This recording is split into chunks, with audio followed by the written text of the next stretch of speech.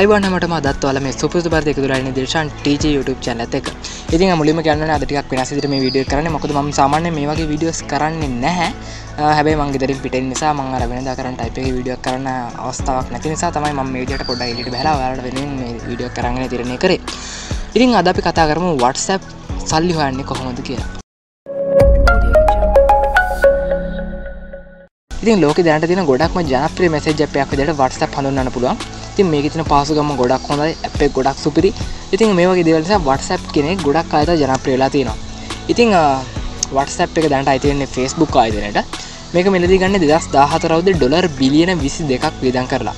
ඉතින් ඩොලර් බිලියන 22ක් වියදම් කරලා මේ මෙලදී ගත්තු WhatsApp එකෙන් Facebook ලා කොහොමද සල්ලි හොයන්නේ නැත්තේ? අපි දැනවත් දන්නවා Facebook ආයතනය කොහොමද සල්ලි හොයන්නේ කියලා. එයාලා අපිව ටාගට් කරලා අපිට ඇඩ් පෙන්නනවා.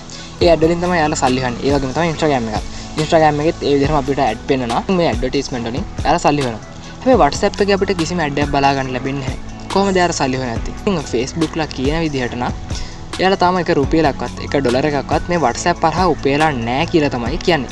හැබැයි ඉතින් ඒක ඇත්තද බොරුවක්ද කියන එක අපි දන්නේ නැහැ. කොහොමත් ඩොලර් බිලියන 22ක් වියදම් කරලා මෙයාලා මිලදී ගත්ත එකකින් එක ඩොලර් එකක්වත් හොයලා නැහැ කියලා කිව්වට සමහරට අපි ඔය එකෙන් ට්‍රැක් කරනවා. අපේ ලොකේෂන් ට්‍රැක් කරනවා වෙන්න පුළුවන්.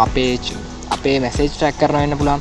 ඉතින් මේ වගේ දේවල් පාවිච්චි කරනවා වෙන්න පුළුවන් Facebook එකේ, Instagram එකේ, එහෙම නැත්නම් වෙනත් වෙබ්සයිට් වල අපිට ඇඩ් පෙන්නන්න. ඉතින් ඒක ගැන අපි හරියටම දන්නේ නැහැ. කොහොම හරි මෙයාලා කියන විදිහට තාමත් එක ඩොලර් එකක්වත් හොයලා නැහැ WhatsApp භාවිතා කළා.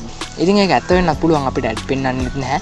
ඉතින් අපේ තොරතුරු එහෙම පාවිච්චි කරනවාද කියලා අපිට ස්ථිරව කියන්න බැරි නිසා. ඔන්න දැන් කොහොම වුණත් Facebook එකෙන් නිල වශයෙන් ප්‍රකාශ කරලා තියෙනවා 2019 මුල ඉඳන් WhatsApp එකෙත් අර Facebook එක වගේම ඇඩ් පෙන්නන්න. ඉතින් මේක අහපු ගමන් මට හිතුනේ නිකන් WhatsApp එකත් Facebook වගේ වෙලා ඇයිද කියලා. ඒ කියන්නේ ඇප් එකේ නිතරම අපිට ඇඩ් බලා ගන්න ලැබිලා, ඒ කියන්නේ chat එකක් ඇතුළෙත් ඇඩ් බලා ගන්න ලැබිලා මේ වගේ හැමතැනම ඇඩ් තේද කියලා මට හිතුණා. හැබැයි ආයෙ එහෙම නෙවෙයි කරන්න බලාපොරොත්තු වෙන්නේ. එයාලා කියන්නේ ස්ටේටස් ඇතුළේ තමයි මේ ඇඩ් පෙන්නන්න තීරණය කරලා තියෙන්නේ.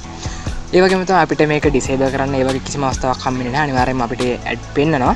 ඒ වගේම තමයි ඔයාලා දැනවත් දන්නේ WhatsApp business version එකක් කියලා එකක් රිලීස් කරලා තියෙනවා. ඉතින් මාත් ඒක පාවිච්චි කරනවා.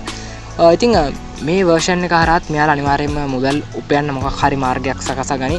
ඉතින් ඒ වගේම තමයි කලින් කිව්ව විදිහට අනිවාර්යයෙන්ම ස්ටේටස් වල ඇඩ් පෙන්නනවා. ඉතින් ඒක අපිට කරදරයක් වෙන එකකුත් නැහැ. මොකද අපි ස්ටේටස් නිතරම බලන්නේ නැහැනේ.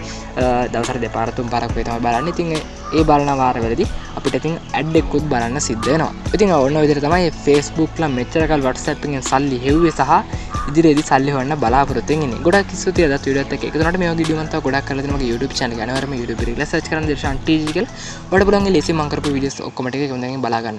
එහෙනම් අපි තවත් මේ වගේම වීඩියෝ එකකින් ඉක්මනින්ම හම්බෙමු.